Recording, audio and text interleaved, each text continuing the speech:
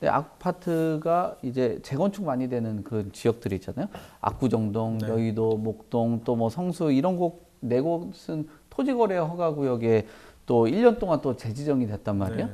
그러니까 지금 거래 얘기 계속 하고 있는데 네. 여기는 또 소외되는 지역이 돼버리는 건데 이 지역을 왜 이렇게 또 다시 재지정을 했는지. 그럼 재지정하고 나면은 뭐 주민들도 있을 거고 또 좀 더 넓게 보면 시장의 분위기도 감지를 해 볼 수 있을 것 같은데 뭐 지금 보면은 왠지 또 위원님 계시는 곳에 이런 곳에 살고 계신 분들도 좀 있을 것 같기도 해가지고 네. 좀 어떤지 왜 이거 뭐 불면 목소리도 나올 수밖에 없는 건지 아니면 이게 또 어쩔 수 없는 건지 어떻게 보세요? 예, 그렇지 않아도 요번 주에 목동과 그 대치동에 계신 이제 고객분들 이제 컨설팅을 좀 진행했었는데요. 그래요? 네.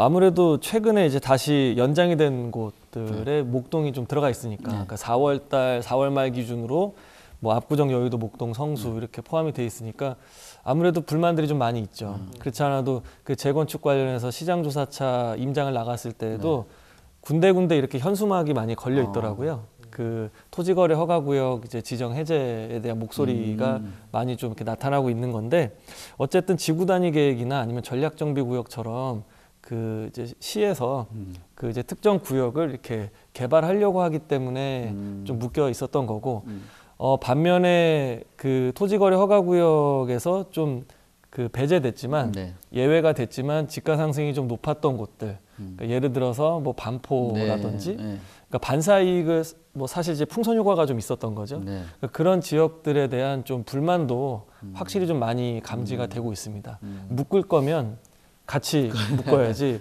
그 정확한 기준을 모르겠다. 그러니까 왜냐하면 뭐 명분은 있지만 어쨌든 그 가격 상승과 거기에 따른 이제 전체적인 그 집값 상승을 또 한번 자극할 수 있다라는 우려 때문에 지정을 한 건데 오히려 다른 곳이 이렇게 올라가고 있으니까 그러면 같이 묶어야 되는 것이 아니냐라고 하는 그 해당 지역 주민들에 대한 목소리는 좀 많이 점점 거세지는 분위기고요.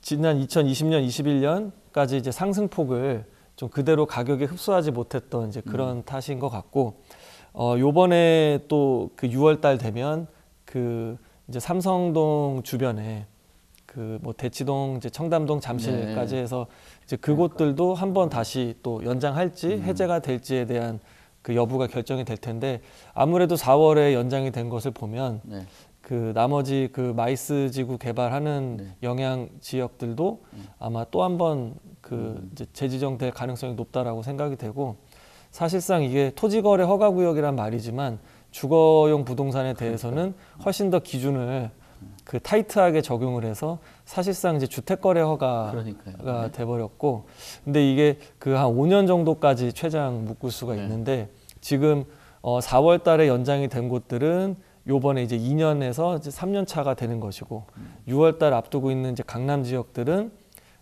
이미 이제 3년 차가 됐고 또 한 번 4년 차가 되는 것이고 그리고 요번 정부에서 지난 8월 달에 주택 공급 로드맵이 발표가 됐을 때 250만 원 플러스 알파 270만 원을 공급하겠다라고 하는 그 주 내용 중에서 기존에 있는 도심에서는 빈 땅이 없기 때문에 정비 사업을 통해서만 공급이 이루어질 수가 있고 이것도 관보다는 민간을 독려해서 움직여서 하겠다. 그러니까 사업 시행 주체를 움직여서 하겠다라고 하는데 한쪽에서 계속 이렇게 막고 있으니까 언제까지 계속 뒤로 미룰 수만은 없잖아요.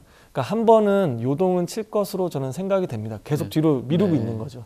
그래서 이게 언제 한 번 더 커질지 좀 걱정이 되는 부분도 분명히 있긴 합니다. 그러니까 압구정 얘기하면 반포 얘기야. 지금 뭐 더 오르는 그런 부작용도 나오고 성수동 얘기하면 용산이 더 난리인데 지금 용산은 두고 왜 성수동 묶냐 막 그런 얘기들도 하는 것 같아요.